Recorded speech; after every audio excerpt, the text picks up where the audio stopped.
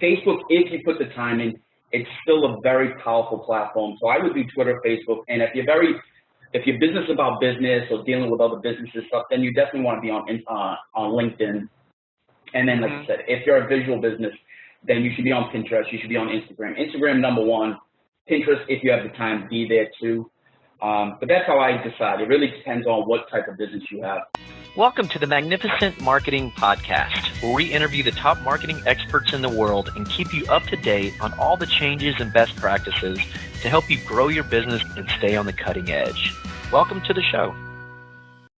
Hello, everyone. I'm here today again with John Paul Aguiar. And John Paul is a blogger and entrepreneur and has dedicated himself to helping other bloggers, entrepreneurs, and small business owners learn how to use blogging and social media smarter. His road to success started when he was 25 and needed a kidney transplant and was told he would be put on disability. So he was forced to look for other ways to make money that wasn't a 9-to-5 job, and within 11 months, he was already making enough money that he was able to stop receiving those checks. John Paul took that success and has used his marketing know-how to build a very popular and successful blog with a total following of over 110,000 in less than 2 years. And in 2013, he was number 6 on Forbes magazine list of top 50 social media influencers. His approach to blogging and marketing is straightforward and simple to follow no matter what your experience. And John Paul brings a personal approach to the tips and advice he shares with a touch of humor to make learning less stressful. And today, we are going to be talking about traffic generation ideas for your blog and websites for small and large budgets. John Paul, how are you doing today? I'm good. How are you doing? Doing excellent. Doing excellent. Looking forward to seeing how you can have everybody else generate all that traffic and get over 110 followers in less than 2 years. Yeah, it'd be nice, right? Yeah, it would be nice. So tell us how to do that, right? No, but yeah, very, very. You obviously are a person who has a lot of experience here and can share your wisdom and your trial and error from all these years of figuring it all out. So looking forward to hearing what you had to say. But before we get into some of your tips and ideas for before we ask people to invest their time and money into generating traffic, would like your take. Before we get into these different platforms, on how you decide what platforms you should concentrate on for getting, the traffic you're looking for. I think it depends on either what your blog topic is about or what your business is about. So obviously, if you have a very visual business, you're a photographer, you're a cake decorator, or whatever, then obviously you should be on Instagram immediately. But if you're just a blogger, maybe on the tech side, then maybe Instagram isn't the number one focus for you. You should still be there, but it shouldn't be like your top 2 or 3 platforms. That's how I choose. I think for me, number one is always Twitter, because no matter what your topic is or what your business is about, Twitter is the only place or social media platform that for free, I can put you on Twitter and within 3 or 4 days be driving traffic to your website. Now, it's not going to be a huge amount of traffic, but you'll be getting people to your website in about 3 to 4 days. You can't do that with Facebook. You can't do that. You definitely can't do it with Google Plus anymore. Instagram is, again, you can't do that. So Twitter is where you can be very offensive. You can be, you can chase the traffic. You can put yourself in front of people very easily. And on Facebook and everywhere else, you really can't do that unless you're willing to spend money. Like Google Plus in the beginning, you could do that. You were able to kind of work it the same way as Twitter. But that was like 2 years ago, 3. When they first came out, it was great, but now it's pretty much dead. So the only platform left, really, that you can jump on and immediately start seeing results in, like I said, 3 or 4 days is Twitter. So I would 100% be on Twitter first. You have to be on Facebook just because it's Facebook. So Facebook, if you put the time in, it's still a very powerful platform. So I would do Twitter, Facebook, and if your business is about business or dealing with other businesses stuff, then you definitely want to be on LinkedIn. And then, like I said, if you're a visual business, then you should be on Pinterest. You should be on Instagram. Instagram, number one. Pinterest, if you have the time, be there too. But that's how I decide. It really depends on what type of business you have. Gotcha. So, a bit of logic, knowing your industry needs to play a part. Visual, you got Snapchat, Instagram, Pinterest, business focused, you got Twitter, LinkedIn, and potentially Facebook. And obviously, if you're doing videos, you got YouTube, and then of course, we have our own platforms like email to talk about, and then you have some other CMSs like outside blogging platforms like Medium and stuff like that that we can talk about. So, so a little bit of logic needs to go into, deciding on these platforms. So, you're going to know your business on that. So once we decide now, so, like I said, we got Facebook, Twitter, we're going to stick to the main ones here today. You got Facebook, Twitter, Instagram, Snapchat, Pinterest, LinkedIn. You talked about Google Plus, and you're not the only one who's a little bit sour on it. And then you got YouTube, email, other stuff, and then you have your Flickrs, Tumblrs, Reddits, and stuff like that. So let's dig into some of these platforms individually. We can start at the top with and again, we for the purposes of the time restraints of the podcast, we'll stick to like Facebook, Twitter, Instagram, Pinterest, LinkedIn, and like for you to, again, smaller, larger budgets, no budgets if possible. Give us some of your tips on these platforms, and let's run through them. Okay. The only difference between like a no budget to a small budget to a large budget, really the things you do are the same. I think the only difference will be how much money you put into the advertising. That's really the only difference between a small to no budget business or blogger or whatever to somebody with a lot of money. That's really the only difference.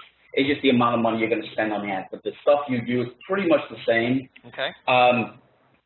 For me, Twitter is the #1 place. Like, all right, when I do a new blog post, if we're trying to get traffic to a new blog post, then Twitter, Facebook, LinkedIn, these are the three main places I send my blog posts to immediately once they're published. And to give yourself the best chance to drive traffic, you have people to see those, your tweet or your Facebook share or on LinkedIn post or whatever, then you want to post that new blog post at least 3 to 4 times throughout the day, hours apart, which gives you a chance to get in front of people who come on Twitter or Facebook in the morning, afternoon, or at night. And when you do that, then you want to, when I do a blog post, I always have about 4 or 5, I have one image for the post, and then I have 4 or 5 posts I'm going to use for social media. Images I'm going to use for the social media. So every time I post on social media, I change the title. You want to say the same thing, but you want to say it in a different way, because some people like questions, some people like numbers in the tweet title, and you want to hit different people. Same with images. Some people like a funny image. Some people like images with text on it. Some people like a dramatic image. So you want to, as you share the post throughout the day, you want to mix everything up, because if you only share a funny image, then the people who don't like a funny image won't click on the post, and vice versa. If you just share a dramatic image or something and that doesn't appeal to people who are a little loose, have a little personality on social media and stuff, they're not going to click that post because it's not really feeling it to them. So you want to give yourself the best chance to mix things up, change the title, so when people see it across Twitter, Facebook, LinkedIn, whatever it is, it gives you the best chance throughout the day to get as many people to see it and click on it and come to your blog to read the post.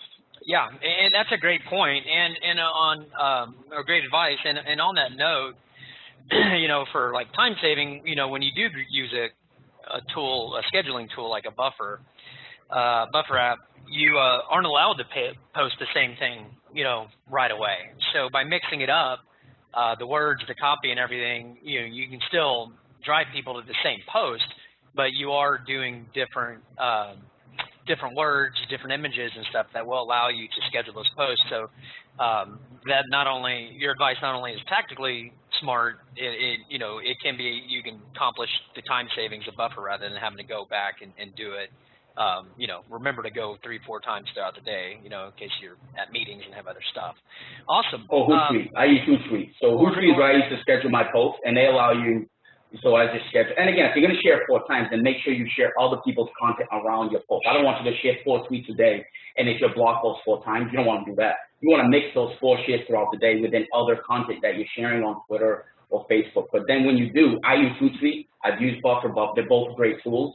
And do scheduling, because nobody cares how the post gets on social media. They just care if you're active and available around when that post goes out. That's all they care about. So scheduling is completely nothing wrong with it. It's a great way to save time and be more efficient throughout the day. But as long as you know if that post is going out at, say, 9 a.m., you want to make sure you're active around Twitter and Facebook around 9 a.m. in case somebody asks a question or makes a comment about the post. But scheduling is, without scheduling, without Hootsuite, the last 10 years, I would be lost. Like the scheduling is like a huge part of what I do every day. Mm-hmm. And how did you decide when, like what times of the day that you send out yours? For me, over the years, I found that when I do a new blog post, I send it out about 9 a.m. Then I send it out about 12 in the afternoon, and this is East Coast time. Then around 4 o'clock, kind of when people are getting ready to finish work, because the last hour of people, when they're at work, they're not doing anything. They're usually on social media stuff, so that usually works really well for me. I like around 8 o'clock at night too, right before people sit down and start watching TV. And if you can, 10:30 at night, between 10 and like 11, 12 at night, kills it. Because a lot of people have families and kids, they put kids to bed, they finally get to relax. A lot of people are on social media late at night, and I do really well from like 10 to say about 12 o'clock. Within, if you can, if you have the time to be. But again, if you're going to put a post out, make sure you're available, because you don't want to just be posting things and not be available around your shares. But for me, those are the best times, and I think as you posting different times of the day, you'll see the day or the times of the day what works best for you. And again, that changes during the week. So those times work great, say on a Tuesday, Wednesday, but they don't work that well on a Monday and a Friday, because then Friday's a little different. So within reason, those are the times that work really well for me. But then you'll know as you're sharing, you'll see which times of the day you get more attention. And then if you feel like 5 o'clock works better for you, then try 5 o'clock in the afternoon instead of 3:30, 4 o'clock. So I think it's just one of those things. Pick a few times, because I'm not a big believer of the best times of the day to tweet. I think that's all bullshit, because every day changes and everybody's followers are completely different. You have to test it and see what works for you, because I've read many posts to see the best time of the day is post at 2 o'clock. And I post at 2 o'clock and I get no attention. But I post at 3:30 and it kills it, or 4 o'clock and it kills it. So don't get too tied to the best times of the day to tweet, because most of the time it's not going to work for you anyway. You just need to test, post throughout the day, pay attention to the day. All right, on Wednesday at 4 o'clock I did really well. Let's try that again. Now, if you notice a pattern that every Wednesday at around between 3 and 4 when you post, you do really well, then you know that you need to be posting between 3 and 4, and make sure that your content's the one going out between that time, not somebody else's that you're sharing, because you've noticed that you get a lot of attention when you tweet around that time. So it's just something you have to pay attention to. And I think Twitter shows you a little bar graph that shows you your highest engagement times of the day too. That's just like on Twitter, like on your profile. You can just look. I think it's to the right. You can check that out. So that might help with making some of those decisions. Now, what other? Let's talk about hashtags in regards to Twitter. Like, how do you? I mean, do you utilize them still? Do you? I do use hashtags on Twitter. I change those up too. How do you decide? I have like about 20 of the same, because I'm pretty much posting about blogging, social media, small business, email marketing. So I'm pretty much in the same topics all the time. So I have about 20 of the same ones I use, hashtag social media, hashtag FM for small business, and you got blogging, hashtag blogging and blogging tips. So I change up my hashtags. I only use 2 per post on Twitter. And I use them at the end, away from the link. I like to separate the link so the link is by itself, and then I'll separate, 4 or 5 dots, and then I'll put the hashtag. So that way the link stands alone, and there's no other links around it. I use 2 per post, and every time I tweet, so if I tweet in the morning, I'll use 2 hashtags. When I tweet again in the afternoon, I'll use 2 different hashtags. I may reuse them later on, like by the nighttime, I may use the ones I used in the morning. But I try to mix up the hashtags also, because, again, it gives you the best chance, because if you do use a hashtag and you're ranking on the top for that hashtag, you don't need to use that hashtag again, because you're already ranking. So you might as well use another one, give you a chance to maybe rank for 2 or 3 different hashtags for that blog post. But I like to use them, and I only use 2. That's the most hashtags I'll use, because I think it gets a little too busy. And I know some people use 3 or 4, and it's just too much. Gotcha. Now, what if somebody's just getting going and they're like, should I use blog or blogs or blogging? Is there a place you can go search the volume for the most popular hashtags? Yeah, you can do a Google search, and you'll see how busy each hashtag is. If you do a Twitter search, if you just punch in the hashtag, and you'll see how busy they are. I also like using a tool called Hashtagify. I did a review for them a couple years ago, and that's a great tool. It's one of those things, there's so much information about hashtags. So they'll find hashtags for you that you've never even heard of, yet get some nice volume. They'll give you the main, I use the main ones, the main hashtags for me. I like smaller hashtags. And again, if you're going to use more than one, so in the morning I may use blogging, but then there's another hashtag called blogs, and then there's another one called blogging tips. So I'll probably use all 3 throughout the day, so I'm not tied to just the one. So you don't need to know the best ones, as long as you have a few for each. And I have a list But now I've used them so many times, I already know. And the nice thing about Twitter and Hootsuite is when you punch in a hashtag, because I've used them so many times, it already pre-populates it and puts it in there and says, do you want blogging tips or whatever, and then I just click it. Gotcha. But once you have a list around what you're talking, again, for me, it's blogging, business, social media, marketing, online marketing, entrepreneurial stuff. So I have, I stay in my lane, and I just have hashtags that fit pretty much what I talk about. Okay. Now, in your experience, what have you found? There's lots of articles out there. I read about 100 of them, but most retweetable words and phrases and stuff like that. It's all bullshit. It's all bullshit. Crap. It's all link bait, and it's all link bait. Because what's funny is what was it the other day? For years they've been saying the same thing. For years they've been saying you have to use an image with Twitter, which I always do, right? Because I think it works. I get more results when I upload an image with my tweet. But for years they say you have to use an image with your tweets. Blow away a link with text link with no image. The other day I saw a post. They did a metrics, testing. They looked at 50,000 posts, blah blah, and now they're saying that a tweet without an image works just as good as with an image. You know what I mean? Like, it's ridiculous. For the last few years, it's like you have to have an image or you have to do something. Yeah. That's why you set up a Twitter card and all this. And it's such crap. I use an image because obviously, if you're looking in a stream, if you have 5 tweets in your stream and one of them is a tweet with an image, obviously that's going to get your attention. You're going to click that faster because it has an image with it and it's just a bigger tweet, right? So I use images. I think they work. I like to change up my images. Like I said, some people like, stats in the image. Some people like a funny image, whatever. And there's many times that people have told me they read my blog post from Twitter because of the image, not because of the title, not the tweet, none of it. Because the image I use is what got them to go read the post. So I believe images work. I would not tweet without an image. I never have. I never do, unless it's somebody else's. But if it's mine, and nowadays, if you set up a Twitter card, it's so much easier. Like, I like to tweet with the Twitter card image sometimes, but sometimes I like to upload my own image because the Twitter card will use the same image over and over. And if you're going to mix up the images, you have to do that by hand.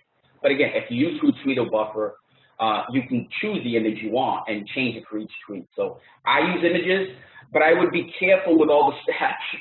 Because again, you don't know who they were, testing, who the 50,000 posts they looked at. I don't really look at those stats because I don't believe them. And that goes along with the best time to tweet and all that stuff. I think it's great for a blog post. It's great that you did the research. But the reality is that doesn't mean it's ever going to work for somebody else just because that's what they found. Gotcha. Now, any other, before we move on from Twitter here, any other tips as far as like character lengths, to leave room for retweets or, any other just kind of, little bits and pieces of advice that tweets for me, I like to do tweets that are simple. I like the title, dash, link, space, 4 dots, space, then my 2 hashtags. I don't like putting the hashtags inside the text. I think it looks better and it's cleaner the way I do it, and it makes people see the link. Because I've seen tweets where they have the person RT's name, that's a link, then the actual link, and then they have hashtags, like 2 hashtags. So you have 4 links in a row, and you're making it very hard for people to see what to click. So I like to keep it clean. Title, dash, the URL, space, space, text. I use dots, hashtags, simple. That's what I do. Leave some space, like 120 characters instead of 140, so people leave. Yeah, I try to, man. Sometimes you can. If you can, it's definitely a good idea to keep it as short as you can. But there's other times where the title has to be a certain length, and I have to use up, it's either that or don't use hashtags. So sometimes I don't leave a lot of room. I try to. It's a good idea to leave room. But honestly, I don't think it's a big deal. I think if somebody wants to retweet it, right, I don't think they're going to stop themselves because they have to do a little editing and then be like, oh, I'm going to share John's post. I love it. Oh, I have to spend 2 seconds editing it down to fit my tweet. I don't think that's a big deal that people are going to be like, oh, I'm not spending those 2 seconds. I'm not tweeting John now. I don't think that's going to happen. I think people will make the effort to clean it up and do what they have to do to fit. But if you can keep it to 120, 130, that's a great idea. And now that the images don't count, that makes it very easy now that the images characters don't count towards the total count. So using the 140 is a little harder now because you have much more room. You have at least 5 to 10 characters extra because the image URL doesn't count. So, but if you can, keep them shorter.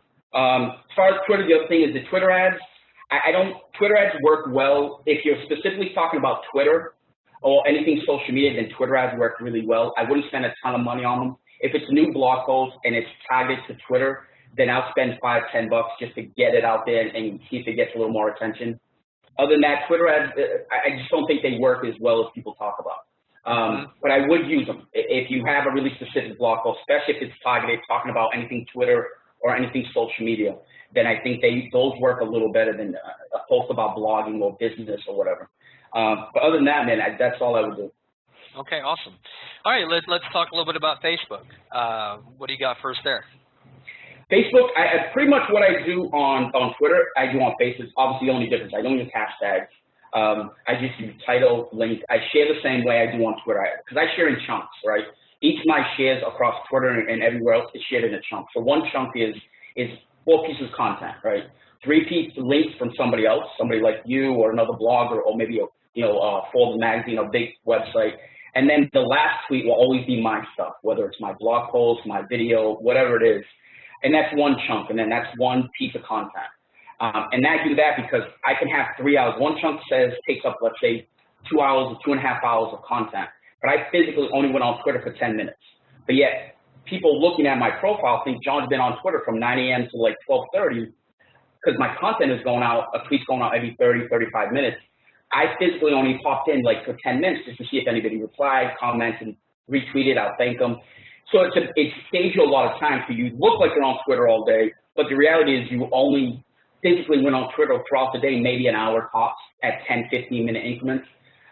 That's a big time saver because a lot of people I know, especially people with a bigger budget and a little busier, they don't use social media and Twitter because they think they have to be there all day. And the reality is you have to look like you're there all day. You don't have to physically be there all day to have the same results. So on Facebook, I tweet the same. I share the same way. I share a bunch of stuff. I share a link.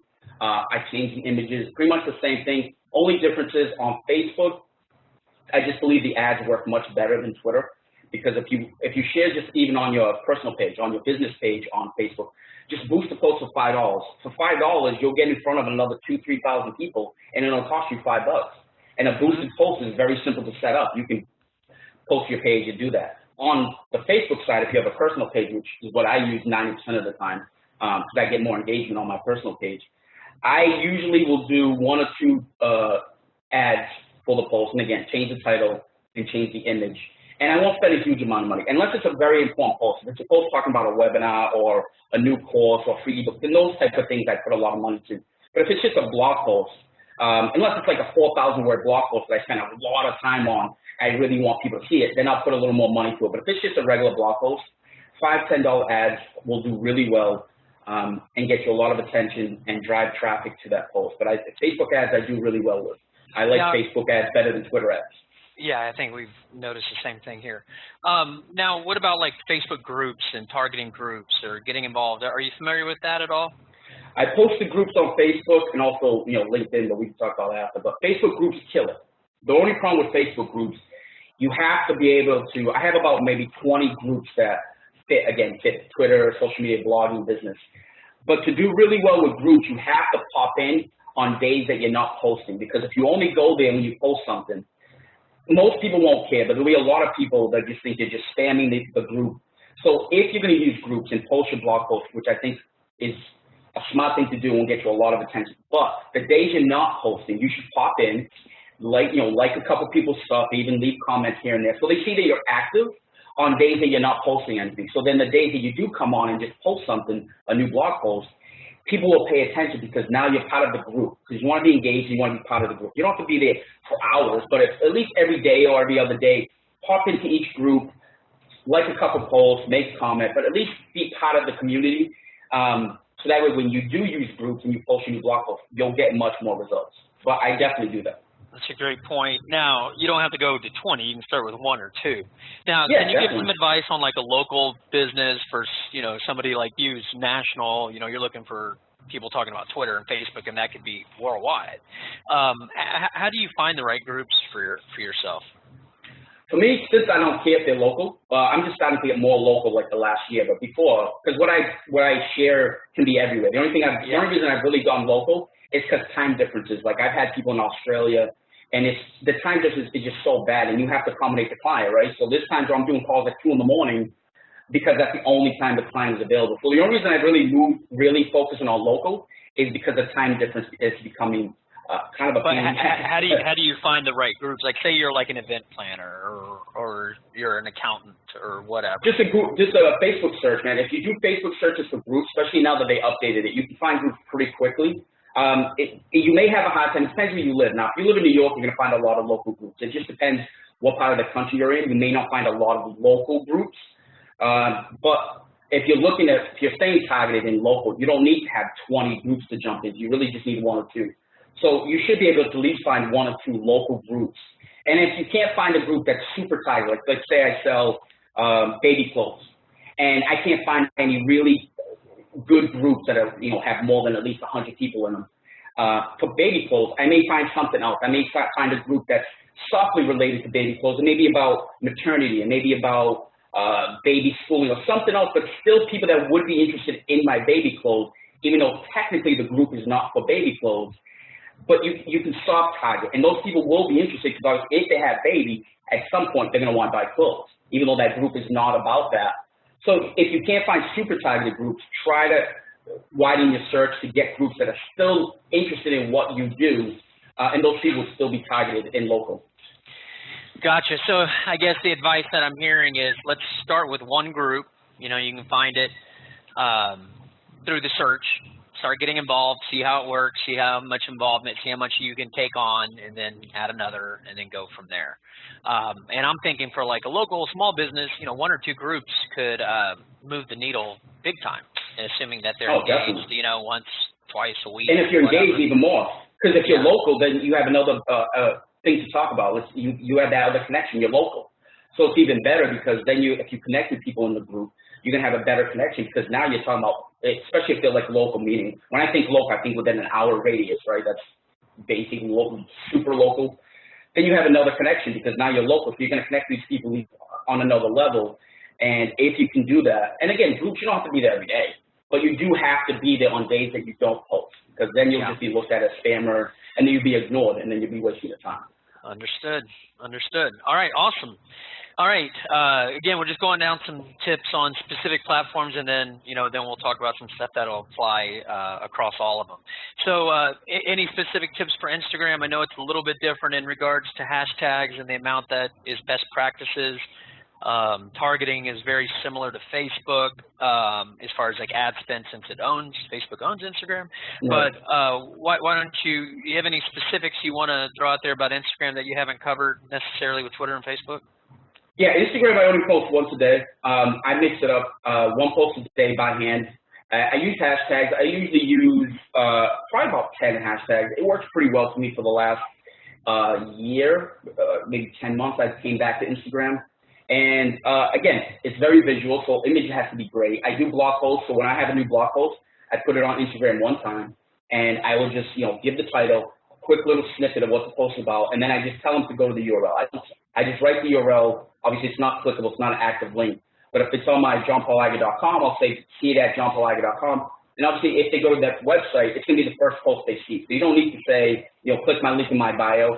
I don't really think that works or matters because if the person is going to go to your site, they're going to see the first post is the new post you're talking about. And if you use the same image from the blog post in your Instagram picture, they'll know that, hey, this is the post I want to read.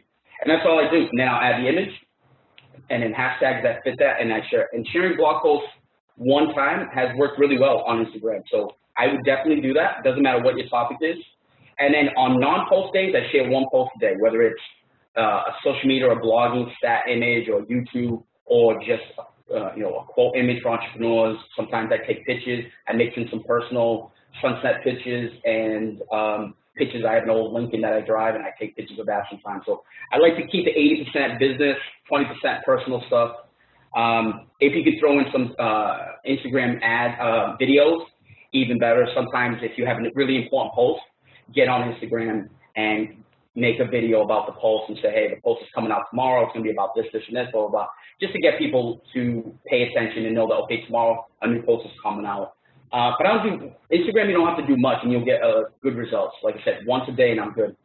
Yeah, no. So to kind of point out a couple things you mentioned, people who aren't familiar with it, Instagram does not allow you to do unique linkable links within each individual post. You get one link and it's in your profile, which is what you mentioned about, some people say, click above, which will work if you have like a product store or something like that. But you're saying what you do is you actually type out what the URL is. Just for the homepage, not for the actual blog post. Just so if the post is on johnpaulaguiar.com, then I'll just say, see it at johnpaulaguiar.com. That's it. Because if they go to that, because they're not going to, if you put the whole link there, they're obviously not going to copy, they're not going to write that all out. They're not doing that. But if they write out your johnpaulaguiar.com, when they land on the blog, the first post they're going to see is the new post. So you don't have to give them the direct link. You know what I'm saying? That's the link. That is also the link that you have in your profile, the blog link. Yeah, it's my main. I believe it's the homepage link. On Twitter, I have a specific landing page for Twitter. Facebook and Instagram, I think it's just my homepage link. Okay, so you tell them, hey, go to John Paul Aguiar and click on blog. Like you just give them. Well, they'll see it as soon as they get to the homepage. That is the blog, and they'll see the post. That's the first thing they'll see. So your new blog is on your homepage front. Correct. So when they get there, same with Brainy. You might have said BrainyMarketer.com. When you land on BrainyMarketer.com, the first thing you're going to see is the new post. You'll see, because I use the same image. So now they reference it. Okay, that's the image I saw on Instagram. This is the post I want to read. They'll see the title. And that way it's something. You can do the link in the bio. That's fine. But if you just put it there, like I said, unless you have a specific, and even if you do the blog, hashtag blog on your site, then you can put johnpaulaguiar.com/blog. That's short enough that people will copy that or write it out into a search bar. I think that's fine. And that works really well for me. So on that note, though, if you're not a company that puts their new posts on their homepage, would you suggest they go ahead and their profile link is their blog page? Yeah, they can put the direct link if they want to change it. Then they can say, click link in bio, and in the bio, put the actual link to the blog post. Yeah. And then the next time do blog post, another blog post, just update. So then if you're going to do that, then have it directly go to the blog post. That way you send them directly to the blog post, and that's a little good SEO for a little while because now you're getting a direct link to the blog post from Instagram. So yeah, if you want to do that, I would test both and see which one you feel like works the best. Okay. But again, if you have, like I said, if you don't have it, or you have a really long URL, then obviously nobody's going to want to type that in. Then just do the link in the bio. Okay, very cool. All right, moving on to Pinterest. Any differences with this platform on the basics of how to utilize it best? Pinterest, I don't use Pinterest a lot, but if you have a very visual business, then Pinterest is one of those things you really have to be active and be in there almost daily, jumping around for you to really do well on Pinterest. So if you have the time, or you have a very visual business, then be on Pinterest.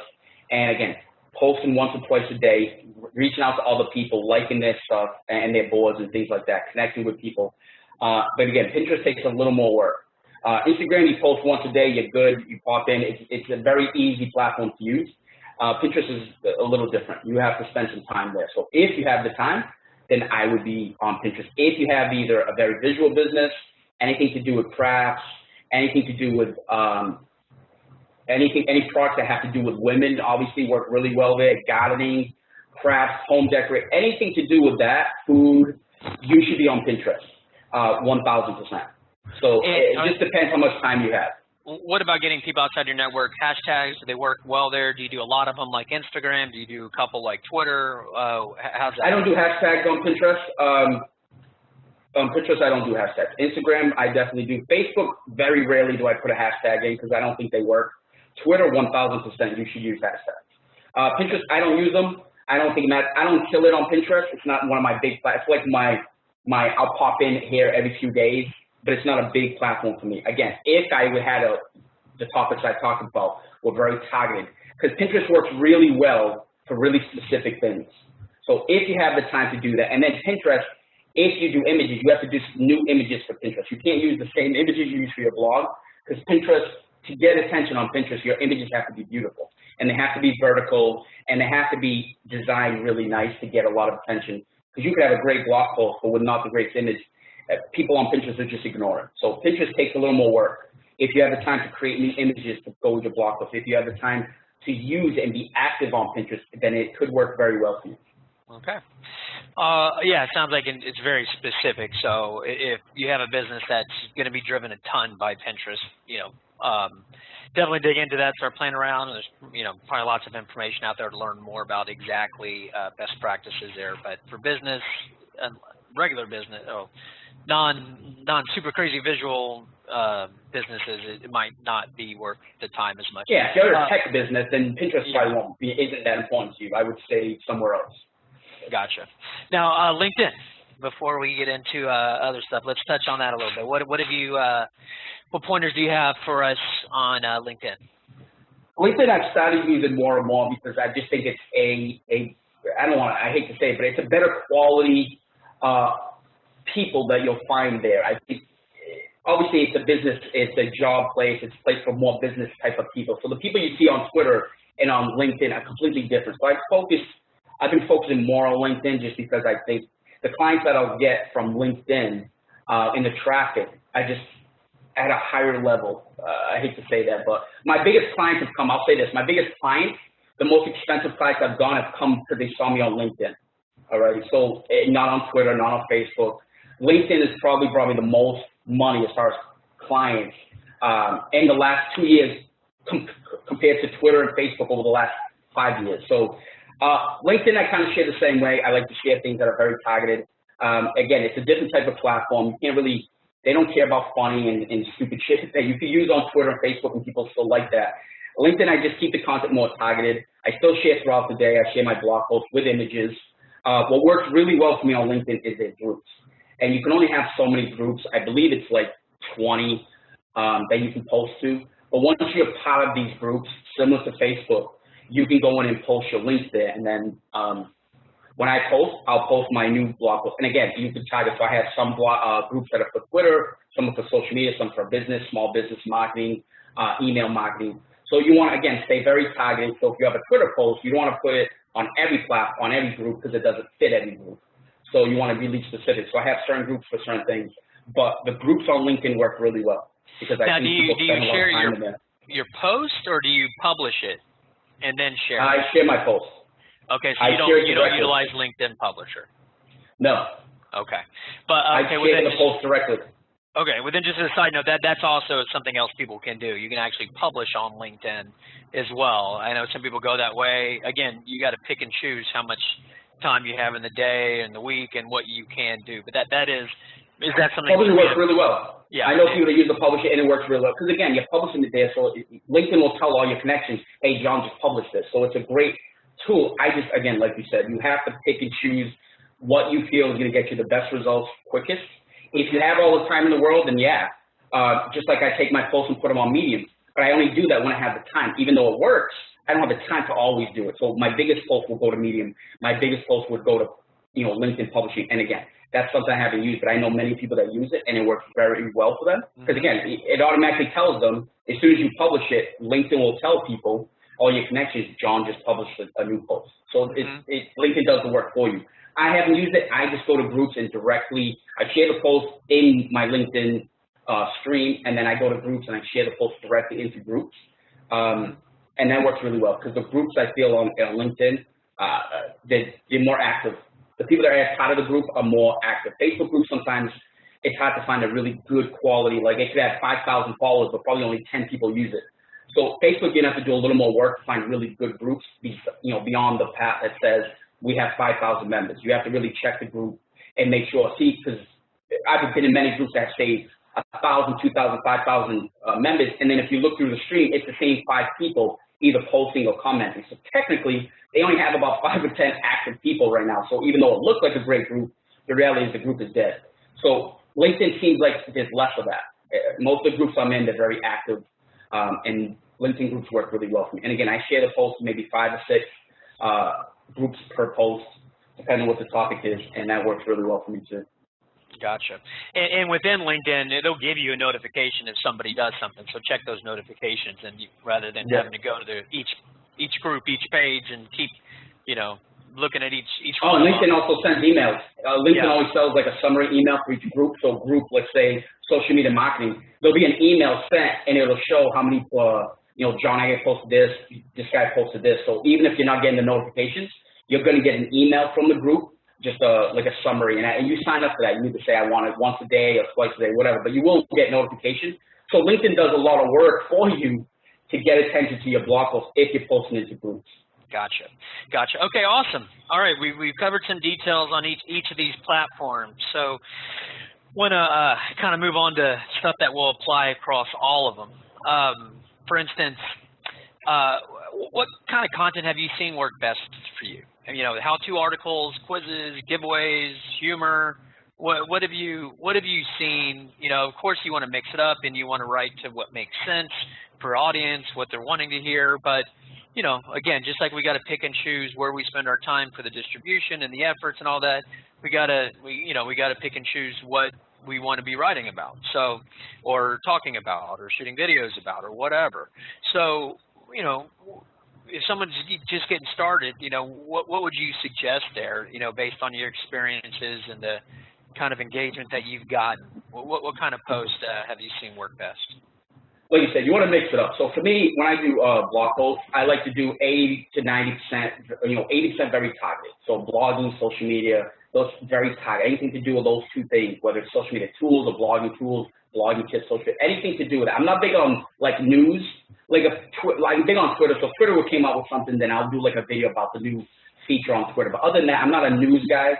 I just teach people how to use the platform. So I also mixed in random posts. Like I did one post.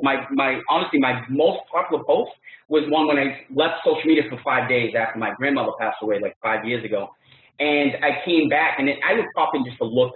And I came back after 5 days, and it's like nothing changed. People were posting the same shit. The same people were posting like 1,000 times a day.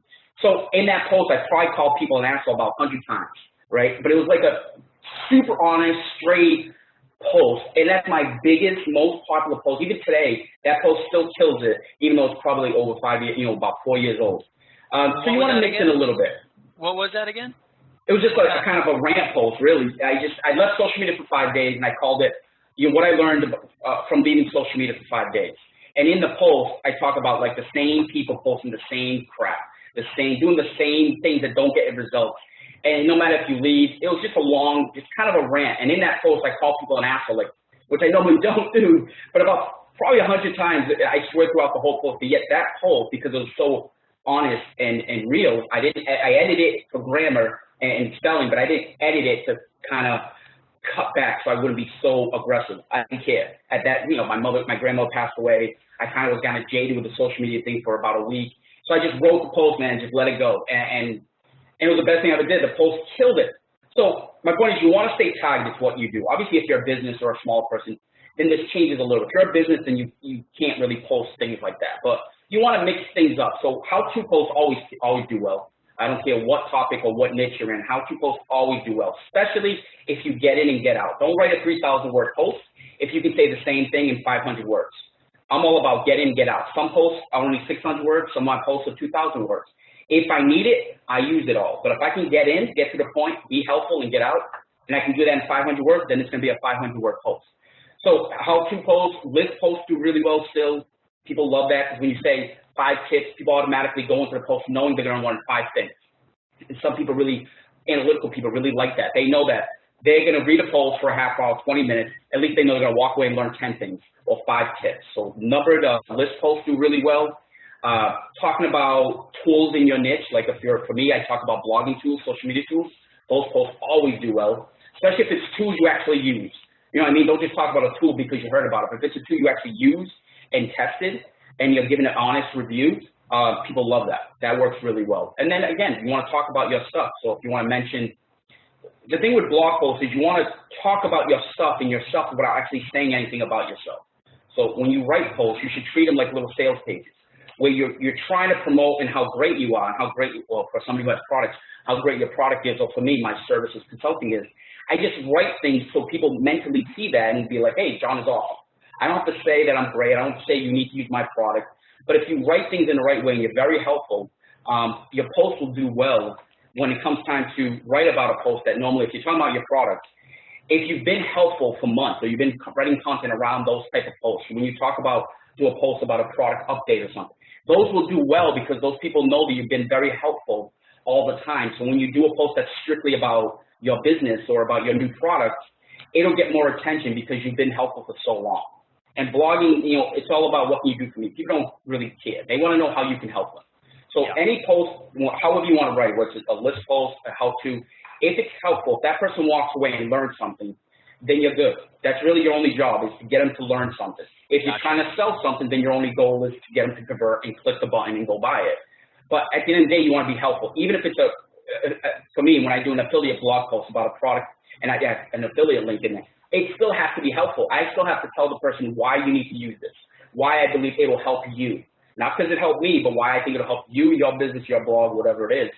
And if you can do that, then your blog posts will get read, they'll start to get shared, and you just want to mix stuff in. And then every once in a while, do a random post. If you want to do a contest, like you mentioned, those posts obviously do really well. People love free shit. It's amazing what people do for $5. Like, even if your giveaway is a T-shirt, like you see that online all the time. They do a contest and all you're getting is a T-shirt that costs $5. Yet people will do so much just to get that T-shirt. It's just the fact of being part of the contest and getting something for free, no matter if it's a $5 T-shirt or a $50 item. People love that, and they love to be part of that, and they love to win stuff. So if you can do that, if you have a business, you have employees. Talk about your employees, bring up employees or whatever. So I think you can talk about your business in a fun way without being about business. Yeah. But bottom line is, basically what I heard and what I, hear everybody, be helpful. Yeah. Be helpful. When you mentioned a couple of things that are, have stood the test of time, how-to articles, but that makes sense because for sure you're being helpful, and giving them rundowns on this or that. So bottom line is be helpful in beginning and end. And then from there, teach them something. They want to walk away. When the person walks away, they have to learn something. Even if you're doing a blog post about 5 blogging tools, that person, you want the person to walk away and be like, and it's funny because when I do a tools post, I'm like, this is kind of silly because I'm sure all the people in the blogging niche already know this tool. But in reality, many people have no idea. I've done lists of, like, say, 5 or 10 tools, and I'm assuming everybody knows about these tools, right? Because they're part of my everyday, and I'm assuming somebody in blogging already knows these tools. And every time I've done a tool post, how many people be like, oh, I never even heard of this, and that one. And they haven't heard of, like, half the tools. And to me, it's like, even today, I'll talk about Hootsuite, and then people be like, what's Hootsuite? Which is crazy to me because in my life, I've been using Hootsuite for 10 years, and Hootsuite's everywhere on social media. So you would think everybody's heard about Hootsuite, so you think, oh, if I do a post about Hootsuite, nobody's going to care. But the reality is everybody's going to care because there's so many people out there that still have no idea what Hootsuite is. No, so even doing a tool post. I hear you, man. I hear you. We joke about that sometimes here, like in a jokingly, we're acting snooty, but really making fun of ourselves. Like when I was like, oh, you don't know what a UTM code is? Oh my God. We joke about it because we didn't know what that was at a certain point in time, right? So, I mean, if it's just, but then you do have those people out there, right? I know you have some friends who are like that, and I know you see personalities on TV who are like that, but come on. You didn't know it until you knew it, right? Everybody starts at the same place. You didn't wake up and be like, I know all this coding stuff. Yeah. I didn't know all this blogging, social media stuff. So I don't make fun of nobody because, listen, I was a Momo. My blog for the first 6 months was dead.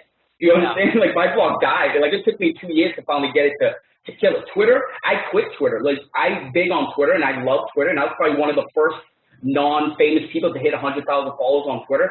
But when I first used Twitter, I hated it. I left it for 2 years. I didn't go back to Twitter for 2 years, and then I went back, and again, I was listening to all the people's advice that all sucked, and I decided, if I'm going to try Twitter again, I'm just going to test shit. So even though I use Twitter, and Twitter's probably the biggest thing that built my business and got me attention in all these lists and all of my clients and work and traffic to my blog, but I hated it initially, and I left it for 2 years.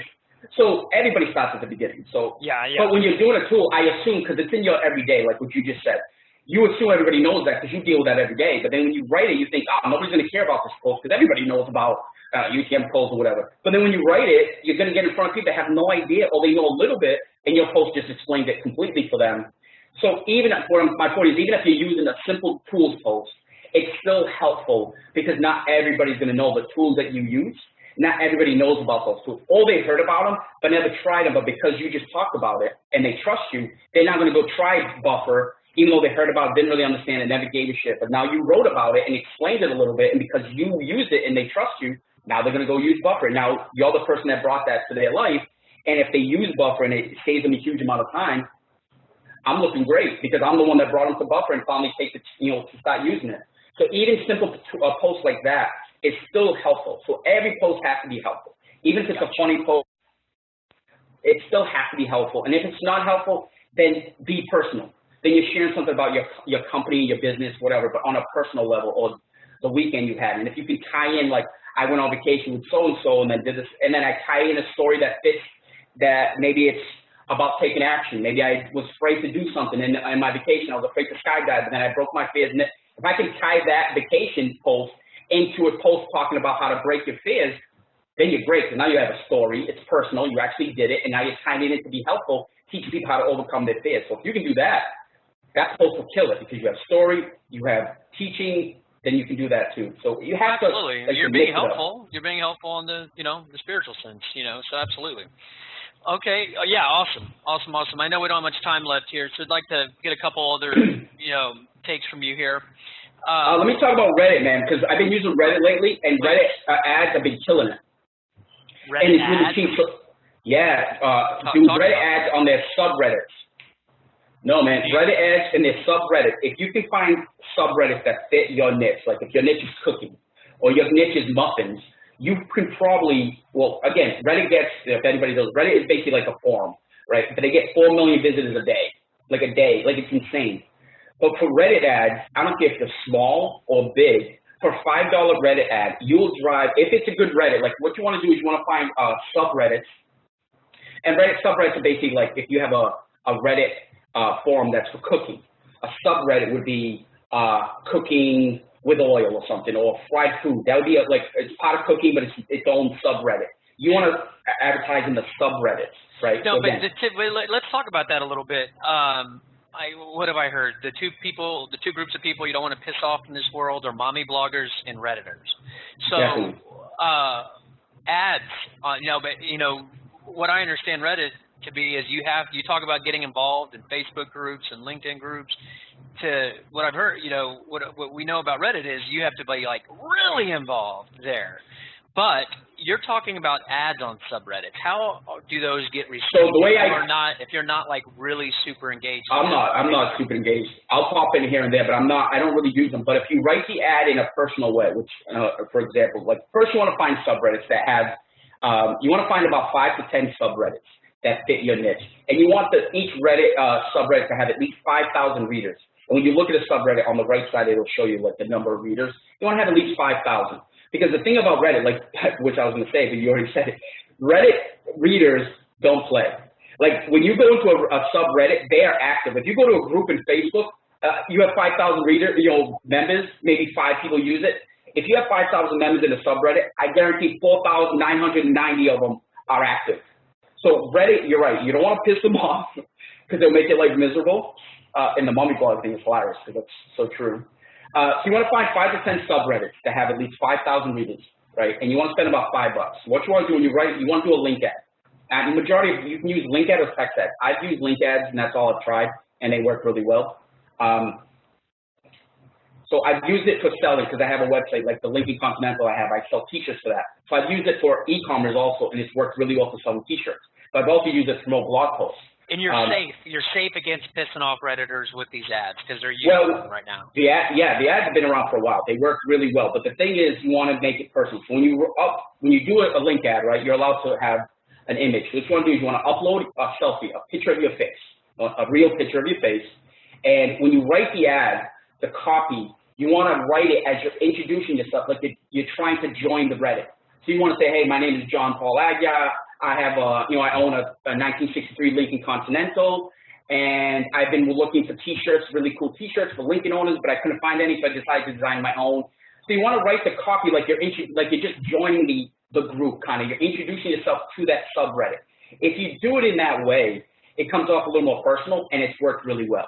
Now, is it for selling, or what about blogging? Like if you're going to use. I do the same thing, and I'll do the same thing. Unless I've already posted it, I'll do the same thing. I'll say my name, and I'll say, hey, I just wrote a post about 10 tips for entrepreneurs how to use Twitter, or Twitter for small business. So you want to be almost like you're introducing yourself every time in ad. They know it's an ad because Redditors, they use the ad. That's not a new thing. Okay, this is new to me, man. I appreciate it. Listen, test, because obviously if you go into certain subreddits, people are a little more tighter, but they use the ads. The ads are there, so it's not like you're doing something that.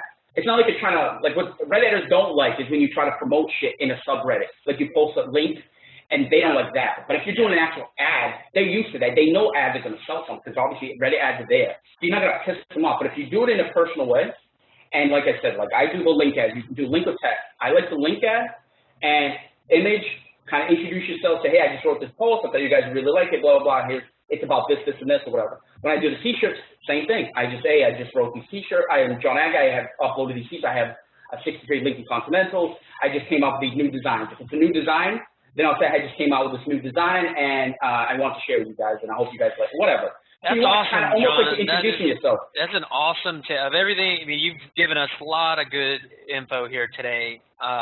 What I'm feeling in my gut is you just gave a golden goose. I mean, a golden. Listen, and $5, $10, man. You want to test them, right? So when you find Reddit, you want to run about 5 to 10 of them at a time.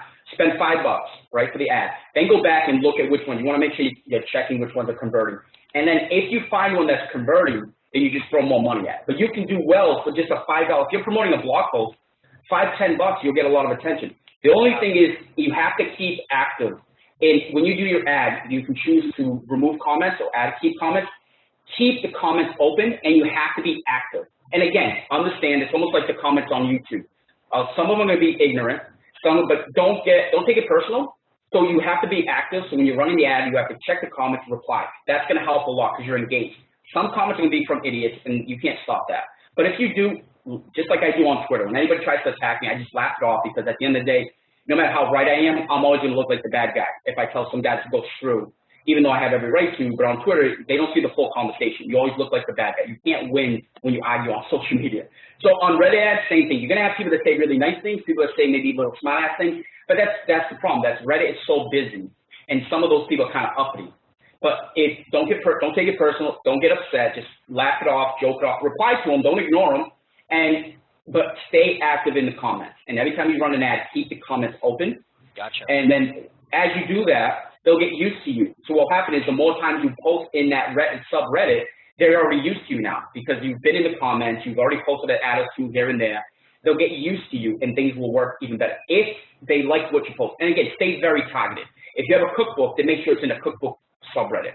Don't post a Twitter post in a Facebook group, Reddit. Then obviously you're going to piss people off. But if you stay very targeted, if your content or whatever, your e-commerce, your product, or your blog post or content is very targeted, perfectly targeted to the subreddit, I'm telling you, man, for $5, $10 right now, Reddit, and the thing is, subreddits will drive a huge amount of traffic to your site, better than everybody else.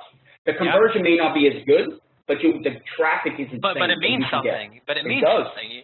Just because you don't get conversions on something does not mean it's useless.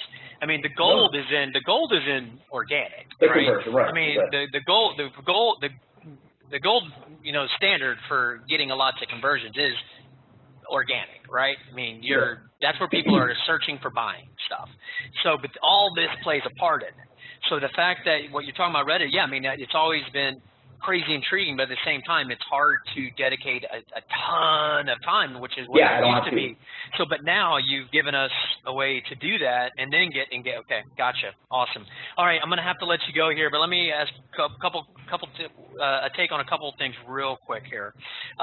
Those Q&A sites like Quora and stuff like that, getting involved in that, has that been worth your time? Quora kills it. I've used it for years. I post content because on your profile, you can set up a blog.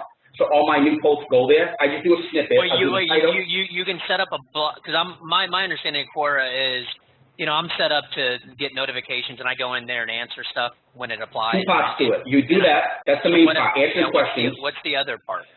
That's the main part, right? Answering questions. Again, it's just like leaving comments. If your answer is awesome, people are going to follow you to your blog and want to know more about you. The other part is you can set up a blog in your profile. So what I do is when I do a new blog post, I'll put just like a 1 or 2 line snippet, the direct link to my blog post, title, image, and then post it. And then what you do is you can get followers to your blog. And then your followers, I have like 5,000, maybe even 10,000 followers on Quora. I've used Quora, like the last year, I have it. I've been more focusing on LinkedIn. But before that, I was killing it on Quora. Quora is, if you have the time to even answer 1 question a day, and if that answer is awesome, and again, don't pop in there just because you want to be part of the conversation. Make sure you really have the right answer. And that's the answer part, right? Yeah, that's when you're answering questions, because the better your answer, people will vote it up, and then your answer gets to the top of all the answers, And if you do that, that will drive traffic to your site. And you are allowed to, be helpful and then say, and by the way, we talk about this much more in detail here. You are allowed to do that. When you answer and say, hey, if you want to learn more about this, you can learn about our blog post. But the other part is just, if you don't have the time to do that, set up the blog, and then even if it's just for SEO, because some of the stuff I do just for SEO, it's not just about getting eyeballs on. It's also, that's a nice Quora backlink. And Quora has so busy because it's a Q&A site. They get traffic, like when you put a link on Quora, Google sees it like literally 20 seconds later. Because it's a Q&A site, they get crawled by Google like literally every second. So if you put a link on there, Google's going to see it right away, and they're going to get credit that link back to the blog post right away. It's a follow link? It's a do follow? That I don't know. I put the link there all the time. Regardless, it's going to drive you traffic and get eyeballs. Yeah, put the link there. Gotcha. Awesome.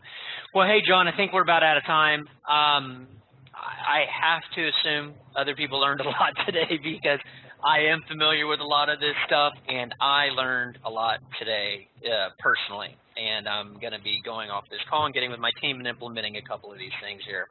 Really appreciate it, man. It's always fun talking with you. How can people continue to learn from you? They can see me at the blog at johnpaulaguiar.com, A-G-U-I-A-R. On Twitter, mainly at John Aguiar, John-A-G-U-I-A-R. Those are the two best places to find me. All right, John. Let me spell that out again. I appreciate your Boston accent, but it's at Johnaguiar. Oh. All right. The bit in the bar. All right, man. Hey, I appreciate it, man. And until next time. Thank you for listening to the latest podcast. Feel free to go to magnificent.com/blog to see the show notes for this interview, as well as those from many other of the world's top marketing experts. Have a great day.